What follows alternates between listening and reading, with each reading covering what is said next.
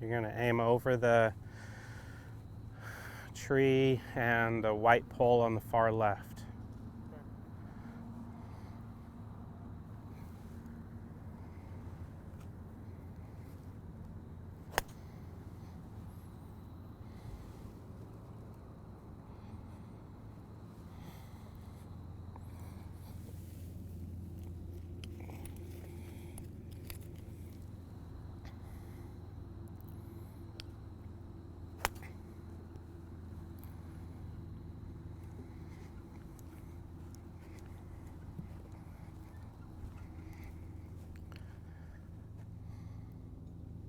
Slide to your your right a little so your basket's not in the way.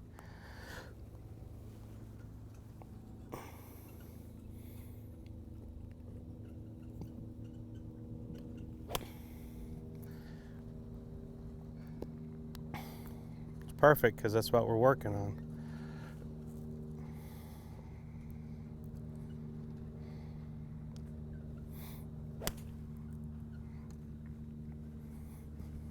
All right, so as we talked about your last tournament round, you were a little rusty from playing competition and you were just swinging. And the problem is that you have always kind of struggled a little bit with your balance. Golf is a sport, but you don't need to use all of your body and all of your footwork to be good at this game. The problem is you look and you see great results and you feel athletic and you feel free, and then you start being more free and more athletic and more free, and then what happens is your timing just has to be so perfect, right? So what we noticed from your tournament round was as you were warming up on the range, you were hitting it pretty good. As you started the round, your shots were pretty good.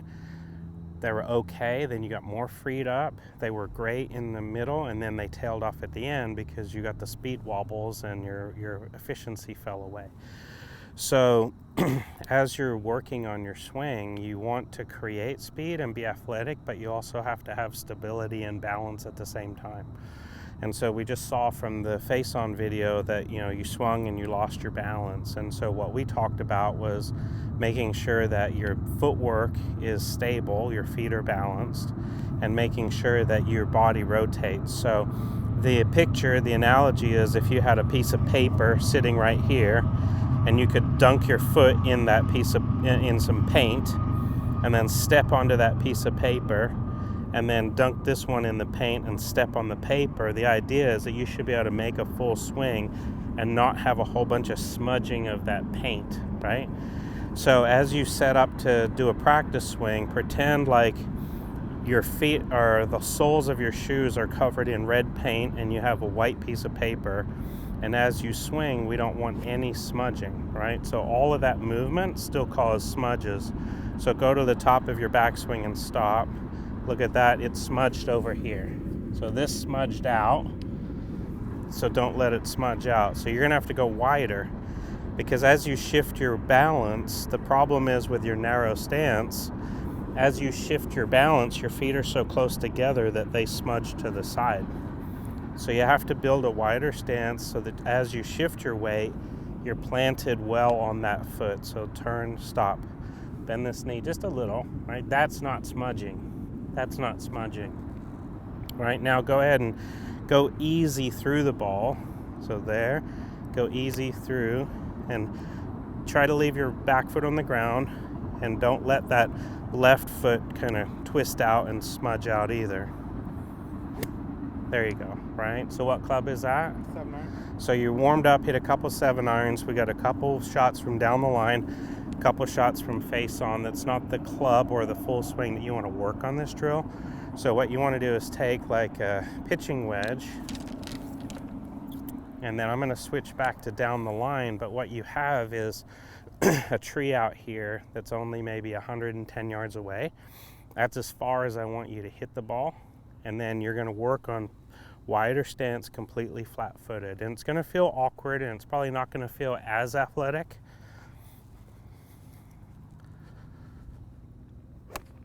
That's fine. We're going to expect to see some thin mishits.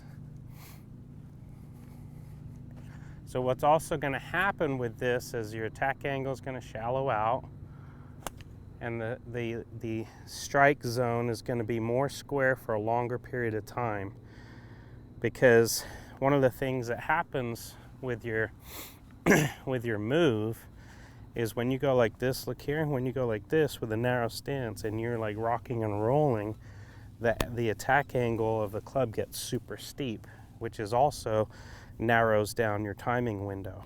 So I want you to play the ball at center. Let's go back of center with a wedge, wide stance, and then you're not hitting it far. You're only hitting it like half swings. Right, so that was pretty steep on the attack angle there. So you're going to think of these as kind of like long pitch shots. Yeah, so you can see we're handcuffing all of this extra movement. And so what you have to do is kind of settle into like a nice rhythm, make it feel like it's slow motion. Yeah, it was better. And you're going over that tree on the left. So let's put an alignment stick down. We'll put a couple. We'll put one right here, kind of pointed just right of the tree. And then we'll put one here parallel to that, pointed basically at the tree or just left of it. And then go back and stop. Stop, that's too far. See how you're fully cocked your wrist? There, it's half swing. Go back and stop. That's it. You can go a little further. There, that's it though. And then go through halfway. So rehearse that. Halfway, halfway, halfway, halfway, halfway, halfway. A good way to feel that and a visual for that is if I gave you a bucket of golf balls, but I said this bucket is full of water, and I said I want you to take it back and then bring it through, and if it was full of water, you would be sloshing the water around. So take the bucket, just don't let it slosh. There and through. All right, now as you do that, don't roll the bucket around. So see how you rolled the bucket? So leave the bucket there, bucket will finish there. So go slow enough that those golf balls don't slide around. There, there. So you're engaging your core. So the two things you're focused on, one is the arm structure, making sure that you're not sloshing around. Two is the feet balance, right? So if we categorized, your most brilliant shots are athletic and free and punched and far and you crush it and you're hitting your 7-iron, 205 on a par 5 and hitting it to a foot. But then you stand up on the next hole, par 3, and it's a 190 par 3, and you get all wobbly and you chop down, hard cut it, and now you're right of the right bunker trying to hit some crazy flop shot. So for you, we have to sacrifice some of the amazingness, right? We have to sacrifice some of that at the end for stability, and we're going to take away all the same sloppiness that happens when you're too active. So take your club now, and go back and forth, hold the club like the bucket. Turn your hips, yep, there, and then turn through and hold. So on your footwork, you should feel 50-50 balance the whole way back and forth, right? So this feels handcuffed, it doesn't feel athletic, it feels more robotic. So what we have to do is strike that balance. So we're gonna tip you to the extreme of, like very structured, very robotic, and then we'll free up your athleticism here in a few more swings. So this shot, if you did this, how far the ball's gonna go? Probably 100 yards. No, probably not even. See, that hose is maybe like 40 yards. Just pitch it out there to 40 yards, and I'm gonna put you on a tee, because on a high tee, it's higher than you would normally do. Pivot, pivot, structure, structure. Yeah, so see how at the bottom there was some hit in your hands? We want to take that out. So you're just doing robot, robot, clip it off the top of the tee. Robot, there you go. There's no hit in that. Now see how nice that was? Mm-hmm. That flew perfectly straight. And if you could be a robot, if I said, all right, JC, you need to become a golf robot like Iron Byron, what you're going to have to do is go pivot, pivot, and clip these off and land them 43 yards every time. All right, see how there's a little hit in there still? Take the hit out. So you're going to work on core and body, big body pivots with a lot of structure and balance. Really good, right? So what you're feeling, what I want you to feel, is as you make these swings, you should start feeling like a robot, but what you should start sensing is a lot more simplicity and consistency and the ability to do the repetition. So although it feels robotic and tight, let's make it very simple. Turn, turn, there, there. Right, good. I'm gonna get you off this tee here in a second as long as that hit goes away. I don't want any extra hit at the bottom. That's why your ball's sitting up way too high for an iron. You're just gonna pivot and clip it off. That's okay. It was a little too guidey with the arms, so make sure it's a centered body pivot, like body pivot, body pivot. There you go. So you still have to have some roundedness. So even though it's robotic, I don't want you guiding the club on a straight line through the ball. What I want is your body pivoting and the ball getting clipped off the tee. So nice body pivot. There you go. All right, so I'm gonna move this around to face on again so we can get some face ons doing the same thing. I shouldn't have to go fetch the tee, neither should you. It should just be sitting there when you return, because you're not hitting the tee, basically, you're clipping it off the top. Nice, really good. All right, so that is probably the most simple, most balanced, best structured wedge you've ever hit in your life, okay? So when we were playing and you were doing full swing, like how far did that go, you think? Probably 80 yards. 80 to 90 yards, right? So we had a 90-yard par 3, or it was a 108 par 3. You're hitting a full swing 60 degree. It's going to hit the green and spin off the green, right? You could take a pitching wedge that has probably 10 degrees less loft, maybe more, 12 degrees less loft, and you could do this body pivot. It'll pitch on the green and it'll land soft. Right, remember I was hitting 9 irons from 130, 128, and it would boom, boom, and it would stop. So this is a skill, an asset you need to add to your game. So wider, yep, and then just body pivot, easy. That's pretty good. It was pretty good through the ball too. So one thing that you're going to need to have as part of your routine is what we have to do is set up and establish a minimum stance width. So that's fine. We don't need the tee anymore because you're going to clip it, right? Do your setup. So if I put your head cover down here right between your heels, you should have almost a head cover plus a ball if we put that in there. So this will be good for the video so you can remember if I do head cover plus a ball, that's your new established stance width, and just clip it with a pivot. Really good, right?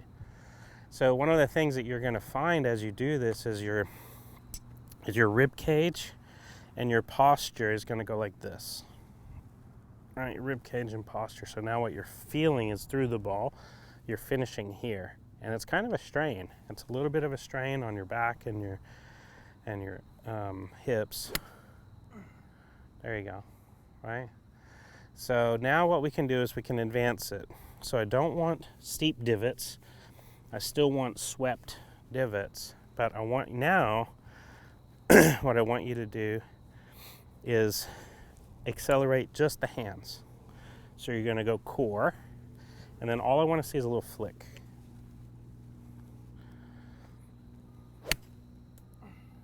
Right, so you can see the height and distance. So the excess height that we got was because your flick was steep. So what I would love to see is that same flick, but more shallow. So flick it level to the ground. There you go. You can hear the difference. Yeah. And there was a shallowness to that divot also. Right, so how far do you think that's going? Probably 120. Yeah, easily 120. Right, and that's a pitching wedge. So as you make these swings, you're gonna start increasing distance, but not with much more effort. Yeah, much more balanced there. All right, so we'll do maybe 2 more, then we'll switch back to the 7-iron, and I want you to feel the same thing on the 7-iron.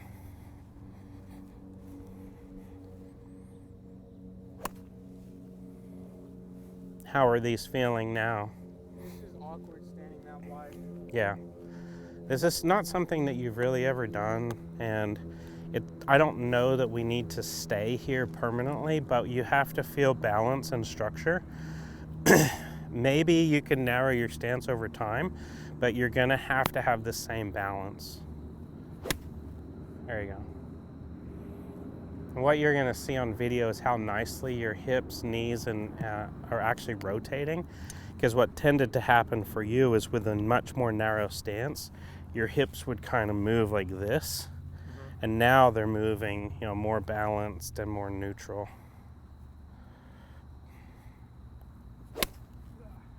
Right, so that was a little more spinny. I just mentioned your hips, and you went ahead and spun them. So leave your hips for balance, not for speed yet.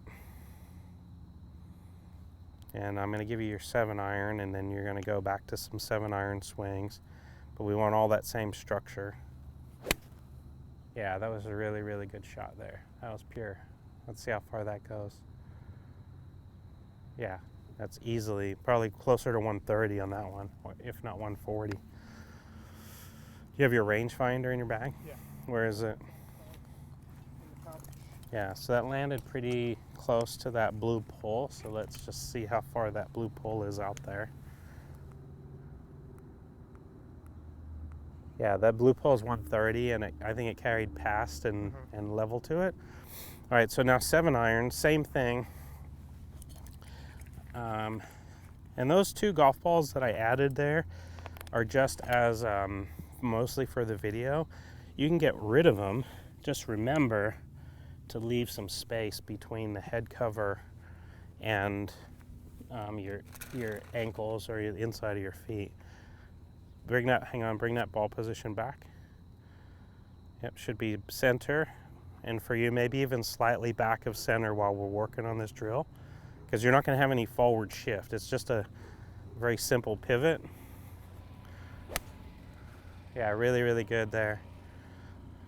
That was a good swing. Feels like my hips are... They want to. They want to, but the width of the stance is going to inhibit that a little bit. So don't embrace that hip slide. Embrace more of that neutral pivot.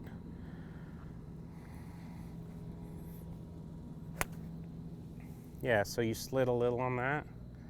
That's what gets the club face a little open through impact. So hang back. It'll feel like you're kind of hanging back, leaving your weight right in between your feet. Nice little pivots.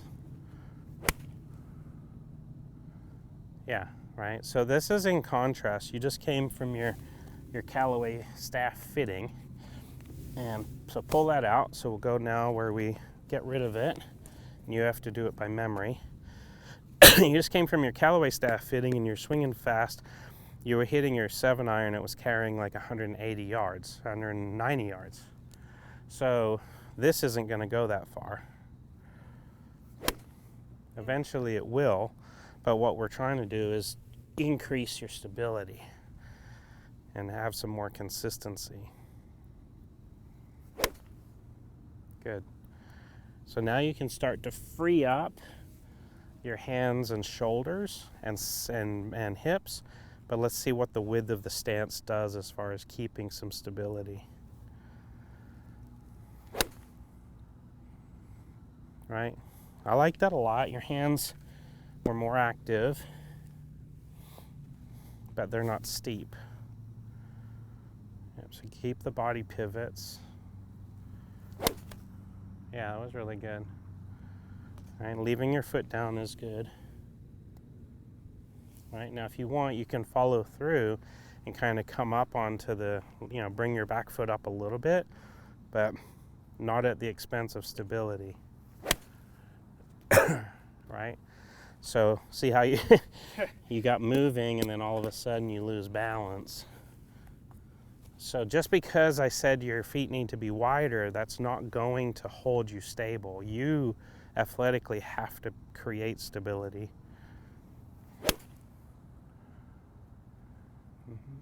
Yeah.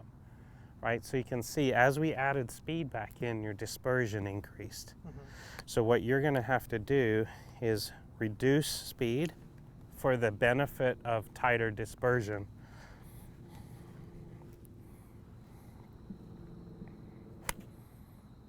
Yeah, that's fine. You reduced it way, way down. That's okay. That's a good way to practice.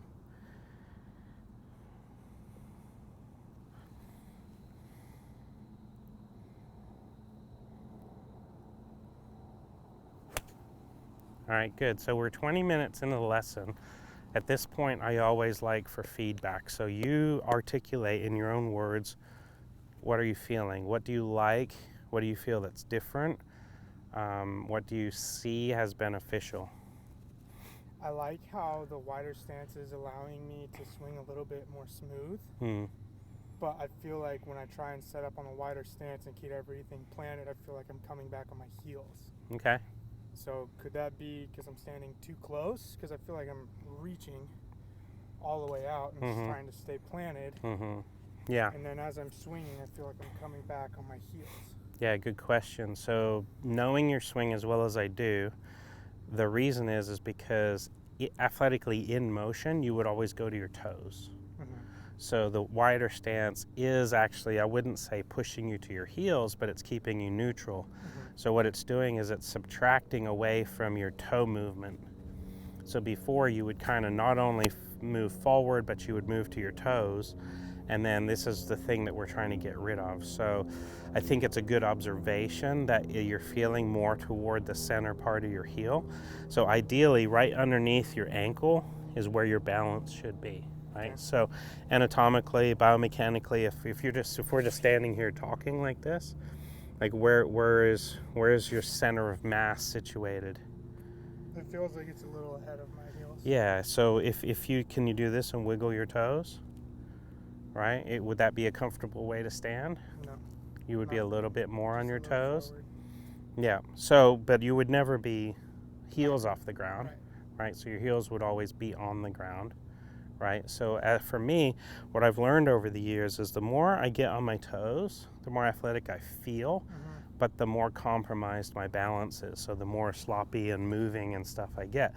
You see it all the time on TV. You'll see Rory McIlroy, I've seen it a bunch, Adam Scott, seen it a bunch. They get set up and you can tell they're going to try to crush it. So they scoot back and you can actually see their heels kind of lift. And then I know immediately it's either going to be a big block or a big hook out of those guys, any player I play with. And these are great players, right? So what happens is if I was standing on this stick and I put my weight on my toes, what happens is I swing to the top of my backswing, my balance levels into my back foot, and now I've effectively just moved into here. Then when I come through, I can't reach and I tip it off the toe. Right. And it's either a block or a toe hook. And I've commented on that with you in the past when we're out playing is like, hey, just don't reach.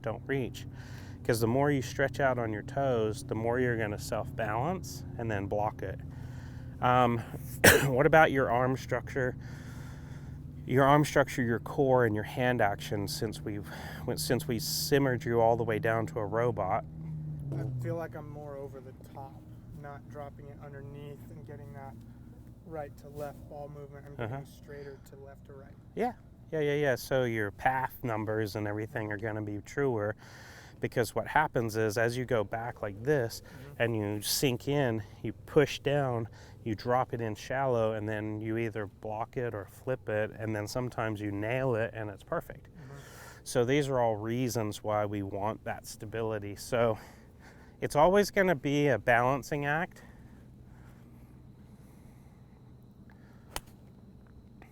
Yeah, I mean, that's, if you hit that exact swing, you might give up 15 yards, but you would be in the dead center of every green that you ever played, right? And all we're trying to do is give ourselves more birdie opportunities. And you're not going to have birdie chances from chipping all day long, right? So we got to get more greens in regulation. Yeah, there you go. So that's your goal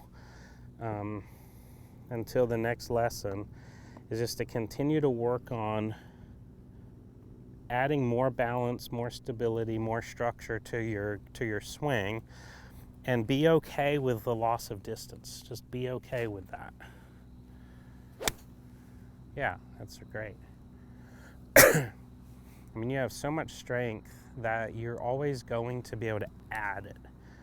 It's like when I drive down the street and I pull up next to a muscle car like a Charger or a Mustang, and then I'm at the light and I'm not trying to race them, and all I do is do my normal acceleration and they just gently cruise through the light. You know, under the engine, they're fully capable of spinning the wheels and punching it. Or a Tesla for that matter, same thing. You know they could punch it, but they don't. Right. So you have to have that same idea. Keep it in reserve, punch it when you need to, but not every time.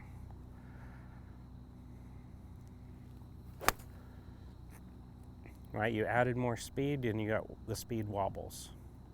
So one thing that's going to be really good too, just because you finished your Callaway fitting today also, is that you're going to get a much heavier shaft. And that heavier shaft is also going to help you kind of slow down your tempo. And you're not going to feel like you have to, you're not going to feel like you have that much energy. It's going to feel more of a burden because of the weight. And that burden will essentially slow down your tempo.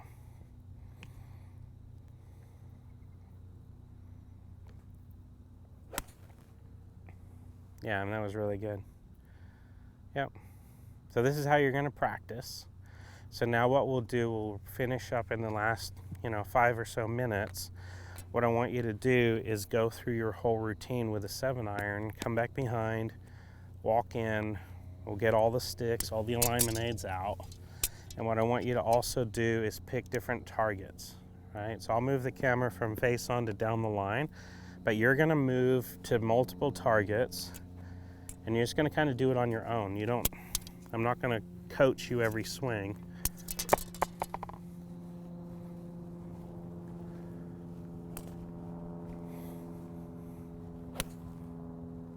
Yeah, that was so good. So good. And then this recentering that you did after the shot, that's not falling off balance. That's you just returning to a comfortable viewing position, right? Now you're a spectator of your shot, not a participant.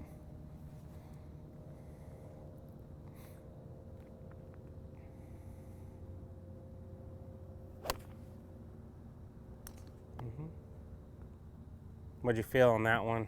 That one, I just felt all of my weight shift back. On your heels, okay, yeah. So like you said earlier, maybe you need to stand a little closer. And I would say go a little wider than that. There you go.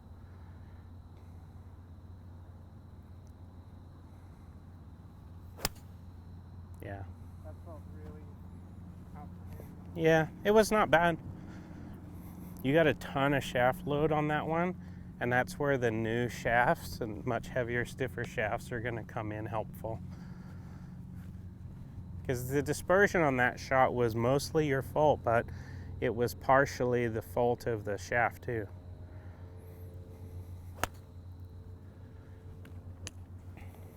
Yeah, that's fine. Just continue to not be wobbly, right?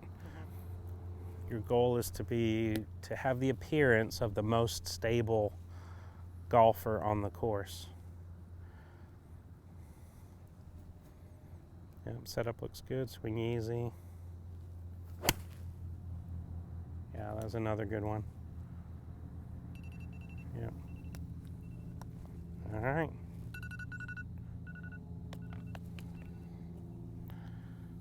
Okay, so just a couple more swings, we'll wrap up.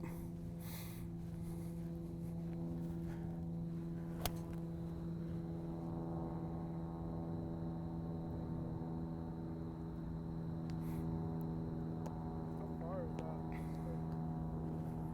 that? The black one? Yeah. Yeah, so from your bag back here, it's 183, so probably 180 from where you're hitting. Where did that ball land? Right next to it. Yeah, so we're all the way back. I mean, we're about 95% of your full yardage.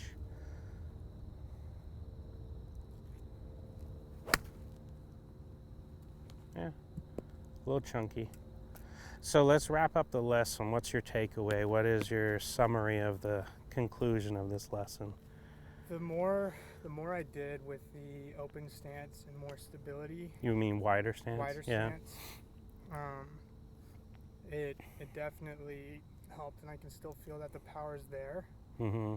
Obviously, because I hit it maybe 5 yards short of my normal. Mm-hmm. But to that same point, I still feel like I'm getting stuck and less athletic. Yeah. Yeah. And so that's a feeling that I know I'm going to have to get used to. Mm-hmm. As far as ball positioning in the stance, I definitely think, as opposed to my normal, which is way up, in the middle of my stance, it definitely feels better because I'm compressing the ball better. Mm-hmm. Focusing more on that whole body pivot, that feels way smoother. Mm-hmm. And I actually don't think I've felt my timing be as smooth ever. Just because I know it's arms, how I've been doing it, it's arms, hips. Mm-hmm. And now it's just a full body rotation, which definitely feels more fluid and controlled. Yeah, we'll call it synced up, right? More one piece, right? So it's more one piece, more symmetrical. You can put it in the super stable robotic bucket, or you can put it in the super wobbly athletic bucket. But what you want is kind of a blend, right? You don't need to be super robotic, because then you'll just lose too much distance. You'll hit it straight but short. You don't want to do that. But you don't want to hit it really far and crooked. So what you have to do is hit it far and straight. I mean, there's a balancing act to those things. So that when you come out to practice, you've just got to remember those routines. So you got to go back through the video and go back through the system. You're going to throw the head cover down at your feet to get your width plus one ball on either side. You're going to start by putting the ball on a tee and doing the rotary clips, right? So you're just going to clip it off the top. That if you use pretty strong plastic tees, that plastic tee should just sit there the whole time, and you should be able to just clip it and clip it, right? Working on good rotation, videoing yourself periodically to make sure that you are still getting a nice big shoulder turn and hip turn all the way is important for that. And then when you decide to add speed, we need to add speed with the hands, right? Not steep, but just accelerate the hands. That's going to be your easiest way to increase speed, is just with hand speed.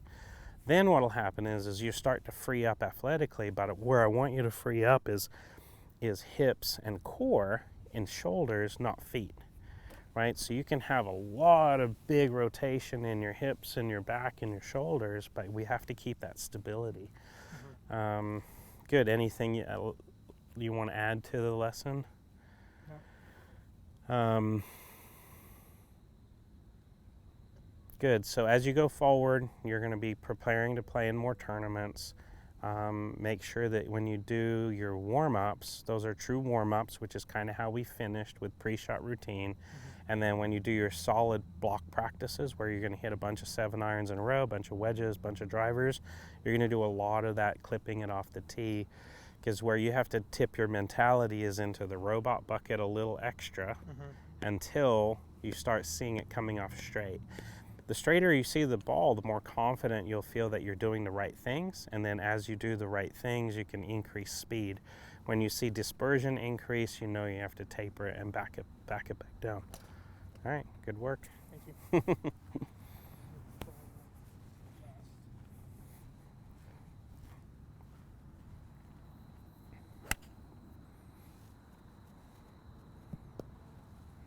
That one, I felt that one, that was all shot. Yeah, as far as like knowing the difference. Yeah. Yeah.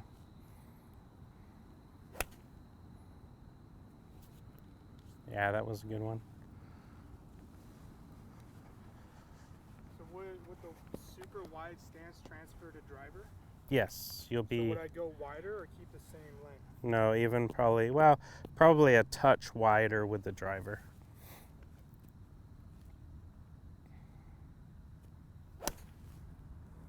Yeah, it was a really good swing.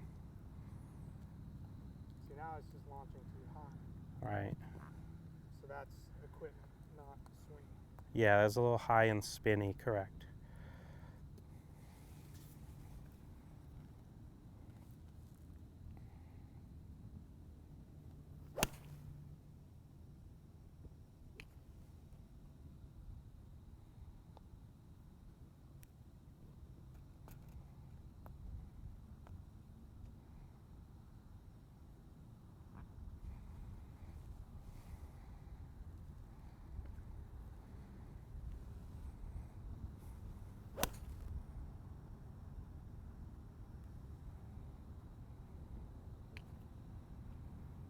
Feels very Bryson DeChambeau.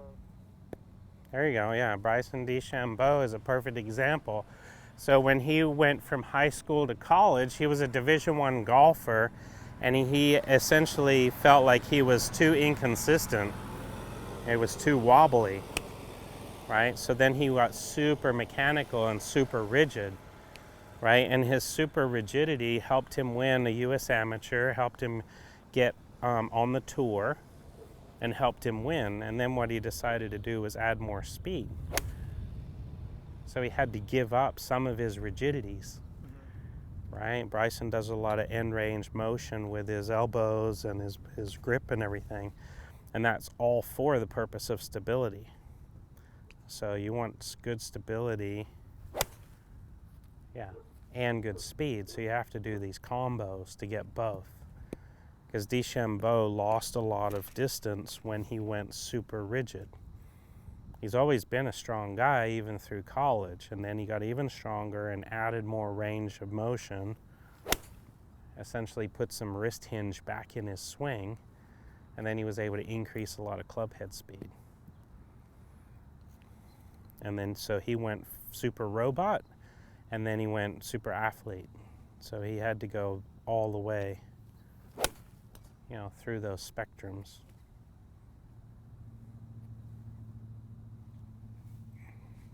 Hit two more and then we'll be done.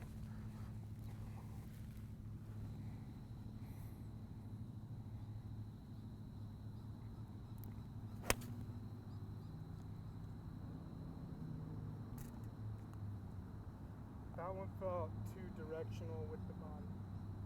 Not. Yeah. Yeah. That one felt too robotic, but off plane. Okay. Yeah. Yeah.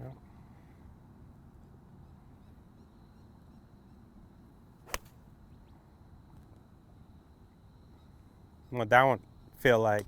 That one was a little too athletic. Yeah, a little too athletic. I agree. Yeah. But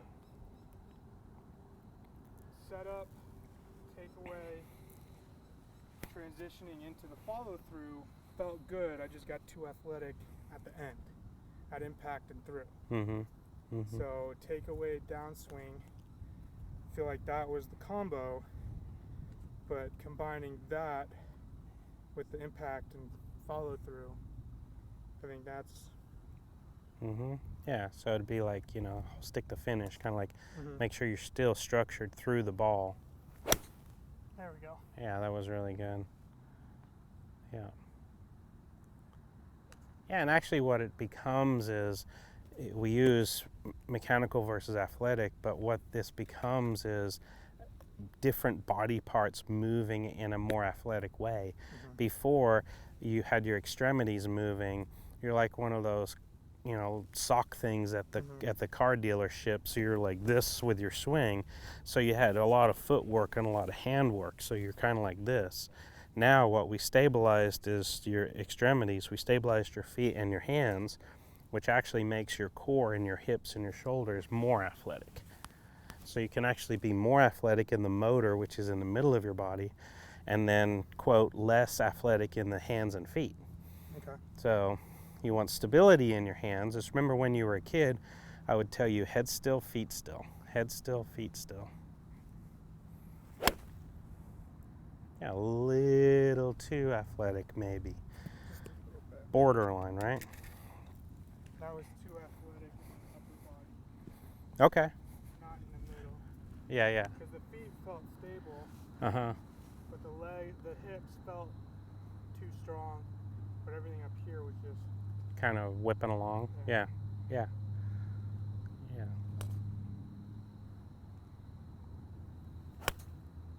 that was just too athletic in the hands. All right. Just finish on 2 swings. We got to wrap this up.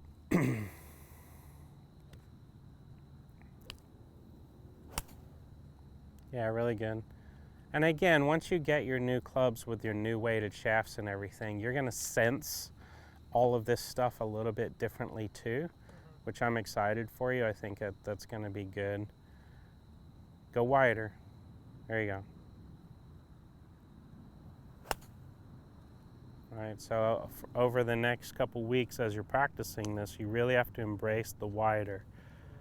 Right? Let's go wider, wider, wider to begin with, and then you can become a little bit more athletic as you go, but the width is going to be a easy thing for you to remember how to be more stable. Yeah, I really like that swing. That was really good.